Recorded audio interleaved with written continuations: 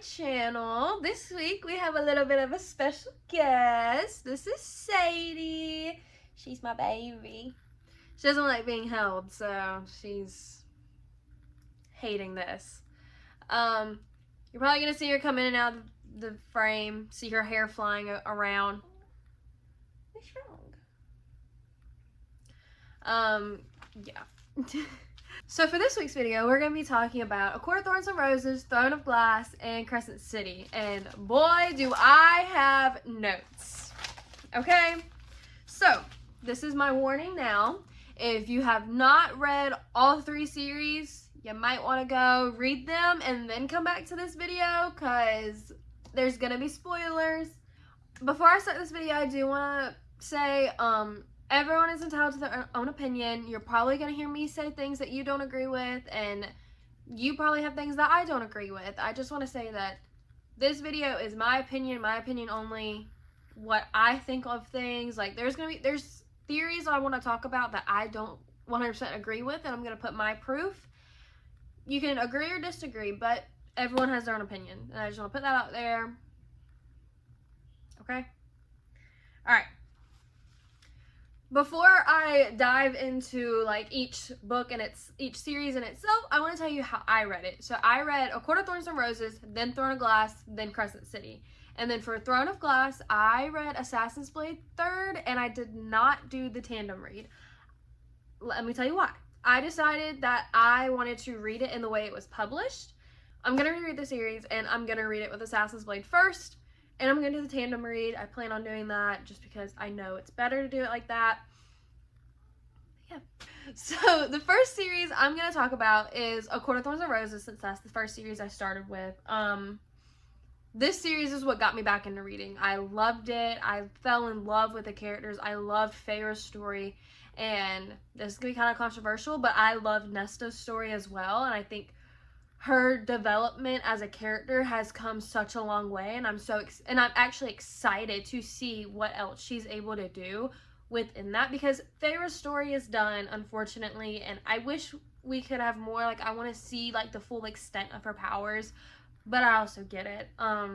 She's in love, she married, she's with her mate, she's High Lady of the Night Court, like, she has Nyx, and I would love to see the full extent of her powers, but I think her story is done, which is sad, but I do love it. I'm gonna say it, I don't like Elaine. Elaine, she kind of pisses me off, to be honest with you. Like, she's the, oh, I can't do this, I can't do that, and I don't know. I just don't like her for some reason, and I don't know why, but she just gives me like a weird vibe, and I'm calling it. I think something's gonna happen with her in the next book. I don't like her, and I don't know. I just get weird vibes off of her. I don't know. But I do like Nesta, which is kind of controversial because a lot of people are like, oh, Nesta's a da-da-da-da-da. I don't like her. She's a B word, and y'all, calm down. That is what an author does. An author makes you feel a certain way towards a character and then absolutely changes that character so you can fall in love with them.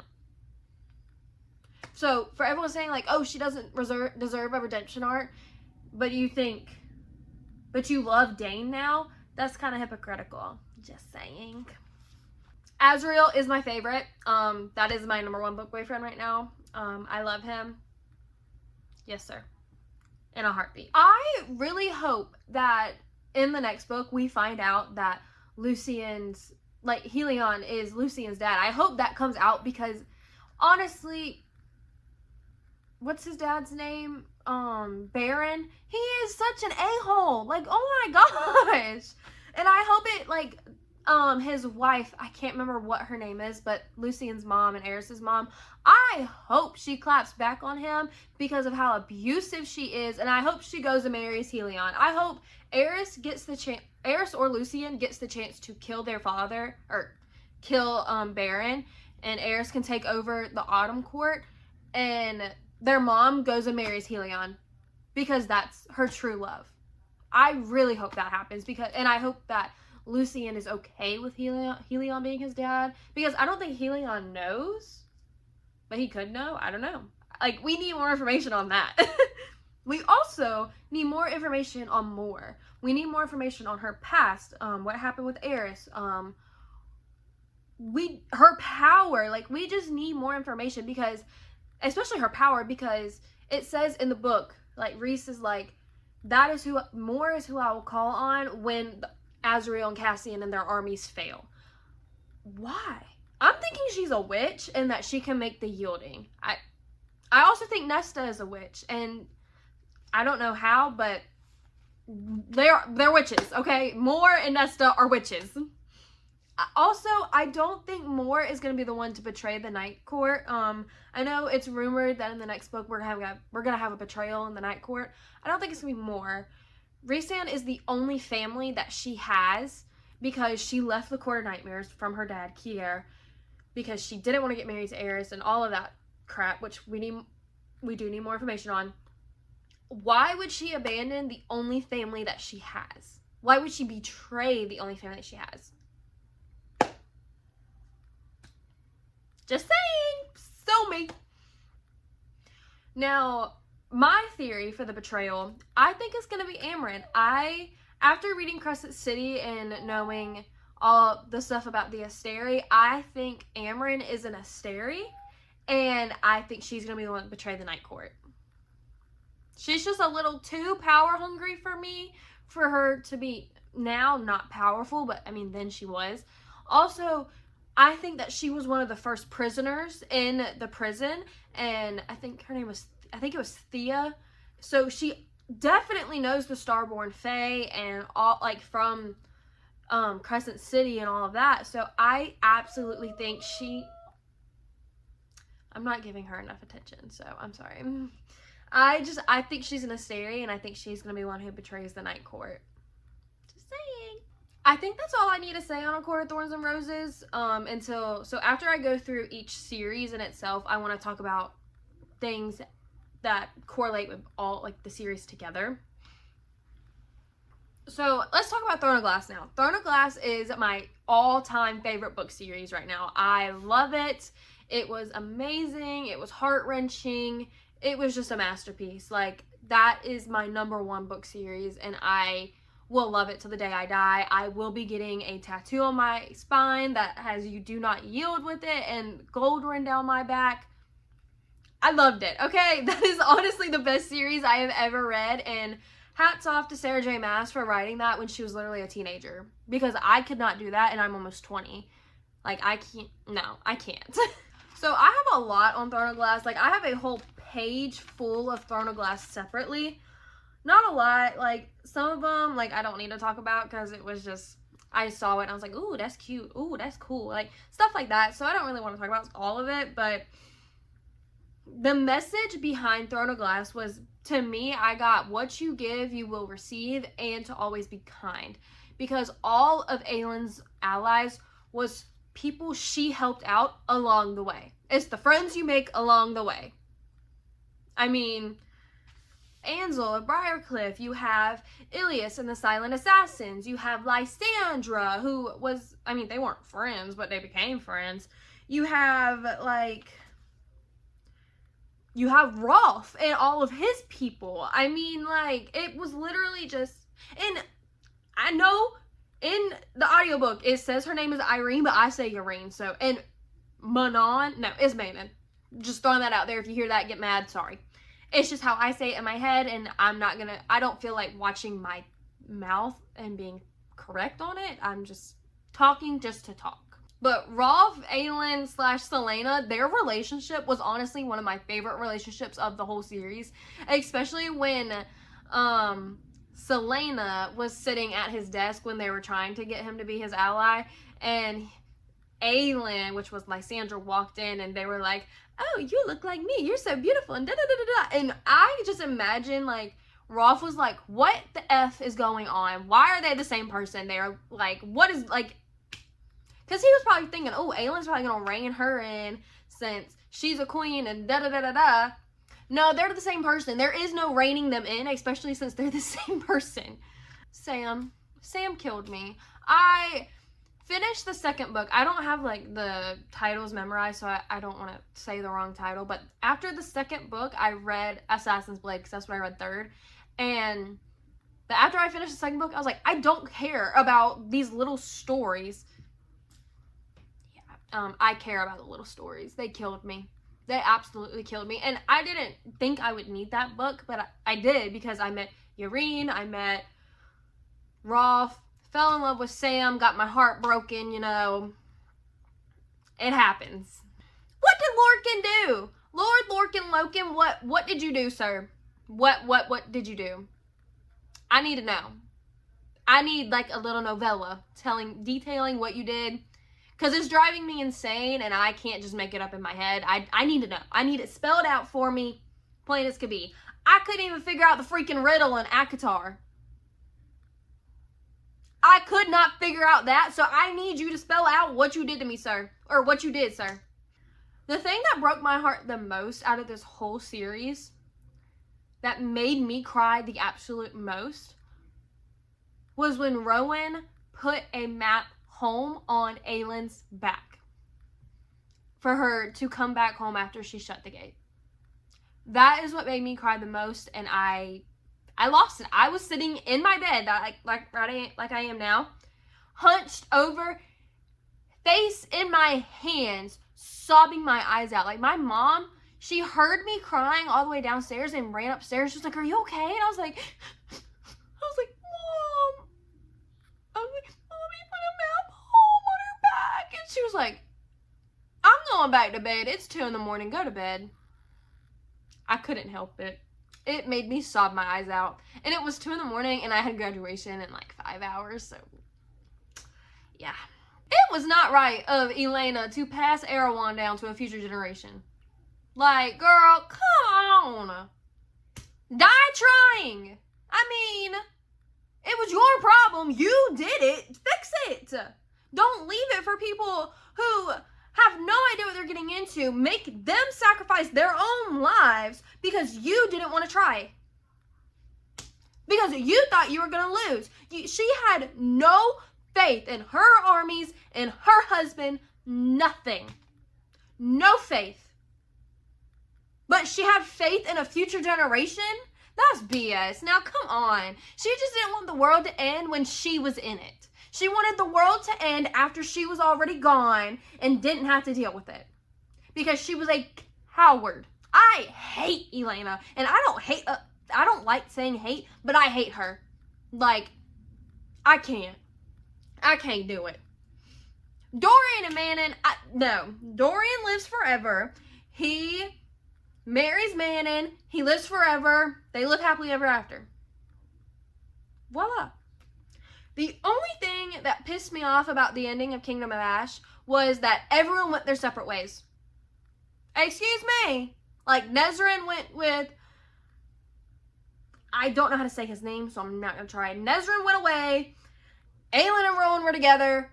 Kale and Yareen weren't together, but I think they went with Manon and Dorian. But then Manon and Dorian didn't go together. Excuse me? I don't like how they all split up at the end. But I have a little headcanon that every single year there's a big ball hosted at a different kingdom. They all come together. That's what I think. And the 13. Let's talk about them. I sobbed. I had never, like, that was so heartbreaking. And it was heartbreaking when Elide found out too. Like, the entire Kingdom of Ash book, I was sobbing my eyes out. When I was first reading in Manon's point of view, I was like, I don't like this. I don't care about them. Like, take me to Aelin. And they're in Dorinel. Like, take me there. I don't care about Manon. I do care about Manon, and I am so upset. I'm so upset for her that she literally lost the only people in her life that she cared about. And that cared about her. It was sad, and I hated it, and I wish she would have gotten a happy ever after. Which, I mean, she kind of did. She's queen of the Crocken witches, or Croken, however you say it, witches. She's queen of the witches, literally. And I wish we would have gotten to see her happy ending with Dorian. Now let's talk about Crescent City. I shockingly loved Crescent City. I don't really like modern fantasy, but I loved Crescent City. I don't know why. I guess Bryce is honestly one of my favorite female main characters, and Hunt is one of my favorite male main characters. I mean, they don't top Aelin and Rowan and people like that, but I loved their relationship. Did Hunt piss me off when he was on his little, like, oh, this could go wrong, oh, you could die, this could happen, and da-da-da-da-da? Yeah. Bryce isn't Shahar. Bryce, honestly, is powerful than the freaking Archangels, and we saw that when she literally killed Micah. Bryce is not Shahar. I do kind of hate how at the end of the third book, she gave up her queen status. Was it queen? Whatever. Yeah, I wish we would have gotten to see Bryce as queen and Hunt as her king. Like, I think it would have been cute. I would have loved it, but... Also, Lydia. Lydia is related to Aelin? How? That is what I know there was a portal that opened up across all the worlds to come people to get to Crescent City, but how many generations are they apart? Like, are they close in generations? Is it from her dad's side? If it is, what went wrong for him to be such an a-hole? Like, what? I'm so confused. And they can't be too many generations apart because of she has the Fae and animal switcheroo like Rowan does, and she also has Aelin's firepower, and she has Aelin's blonde hair. Like, I'm so confused, and I don't know how far in generations they are from each other, because I think Throne of Glass happened hundreds or thousands of years before ACOTAR and Crescent City. I know ACOTAR and Crescent City are going on at the same time, but I think Throne of Glass was way before. And I have proof with that, but I'm just going to keep going with Crescent City, and we'll talk about all of the things together in a minute. Azriel and... Let me actually say this first. Azriel and Bryce are not mates. That is probably one of the stupidest things I've ever heard in my life. I didn't want to talk about all of the connections yet, but I think Azriel's mate was Rhysand's sister. I'll get to that later, though. I don't feel like spiraling right now. But yeah, I know people don't like Crescent City, but I actually loved it. I usually don't like modern fantasy, but I thought it was cool to see, like, the difference in writing styles that Sarah J. Maas did. Like, that girl got range. Like, I don't know how she went from writing Throne of Glass and ACOTAR, like, the medieval, like, king-queen thing, to a very modern fantasy where they have phones, they wear jeans and a t-shirt, they go snort cocaine at the freaking club. Like, I don't know how she changed so fast, because I loved it. I was not expecting the ACOTAR and Crescent City crossover. Like, the end of the second book literally says, "Hello, Bryce Quinlan. My name is Rhysand." I threw my iPad across the room. I was like, what in the world is going on? I was so confused, and I was like, no. Also, Rune, he is one of my favorite characters in the whole world. Like, he very much reminds me of Riddick from Fourth Wing, with just how humorous the two of them are. The two angels and a Fae prince walk into a dungeon line was one of my favorite lines of the whole book. And then in the second book, or the third book, I can't remember if it was the second or third book, where it was like, Rune Dana knew 3 things. I was like, oh my gosh, all right. I literally just threw myself. Okay. So I just, like, threw myself into Crescent City. Hopefully I could get over my book hangover very quickly. And it just made me even more confused. And I was shell-shocked. Because the beginning of the first book is Bryce goes to the club, gets high, hooks up with a guy in a bathroom, comes home, Danica and the whole pack is dead. What? I was flabbergasted. I didn't know what was going on. I was so confused. I was crying my eyes out because I just got done with Kingdom of Ash and I fell in love with Danica and Bryce's relationship. Like, oh, they're gonna be like Lysandra and Aelin, they're gonna have such a good relationship. No! She dies at the very beginning of the series and I was pissed. I was like, what is going on here? I couldn't believe what I was reading, honestly. Jelly Jubilee. That's so real, considering like I keep all of my stuffed animals. This is Bunny. I've had her since I was a kid. This is my Sleepy Care Bear. My best friend got it for me because I have insomnia. And then this is Dumbo. Obviously, I got this from Disney. My boyfriend got it for me from Disney. And I sleep with my stuffed animals. And for her to have Jelly Jubilee and the whole collection, and in the bonus scene, where Hunt bought her like a super rare collectible Jelly Jubilee, I thought was the funniest thing in the world. Especially since when he saw the like something purple and sparkly and thought it was a vibrator in her hall closet. That was hilarious. I could not believe it. The lavender soap connection. So in the first book, when Hunt is called for a mission from Micah, and he said it took forever, and Bryce was worried because he was gone the whole day and almost night, and he comes home and just goes straight to the shower. You know, Bryce gets a little worried, goes in there to check on him, and he's just sitting there letting the water hit him in the shower, and yeah, and she washes him with freaking lavender soap. I'm sorry. Like, I couldn't. Now, let's talk about connections that I made. I know earlier I went on a little kind of tangent that Azriel and Bryce are not mates.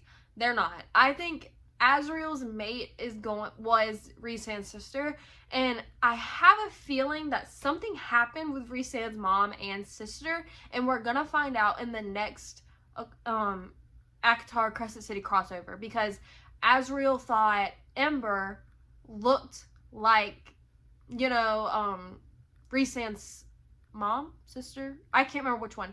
And that's a very real possibility, because, I mean, Rhysand never saw them die. He was just told that they were dead, and I don't know if he ever saw a body, but he could have. I'm not sure. I don't think he did, because I know it said that Tamlin killed them. I don't think he would have, since they were so close at that time, but you never know. Back to my Rhysand isn't Valg. I think that is probably one of the dumbest theories I've ever heard, especially after reading Throne of Glass. So in Throne of Glass, when Aelin was literally falling through the worlds trying to get home, she said that she was falling through a world like her own, and there was a pregnant female high fae and a male high fae like standing on a balcony, and the male fae threw out his power, helped her slow down. That was Rhysand and Feyre. Maybe when Feyre was pregnant with Nyx, maybe a new kid, I don't know. We really don't, and we won't know because Aelin's story is done, unfortunately. But why would Rhysand help someone, random act of kindness, to get back to their home if he was Valg? Also, if he knew that she was going to her world to defeat the Valg, and he was Valg, why would he help her go defeat his own kind? You know, there's just things in that theory that I don't understand, and there's plot holes with that, or I don't get it. Again, that's my opinion. We can differ. I don't know if I said this earlier, but Kaltane, she's the Suriel. She's the Suriel from ACOTAR. Can't change my mind. But, proof that Throne of Glass happened way before ACOTAR and Crescent City is, so when Aelin was falling through worlds, it says she was falling through space and time. That is what throwing me off. Like, if you're falling, like, I get falling through space, you're falling through the worlds. But time? That's a different concept. But yeah, I hope you guys enjoyed, and if you guys have any theories or things you want to add to this video, please comment them down below or DM me on TikTok. My DMs are always open. Yeah. Say bye, Sadie. We'll see y'all again next time. Bye, guys.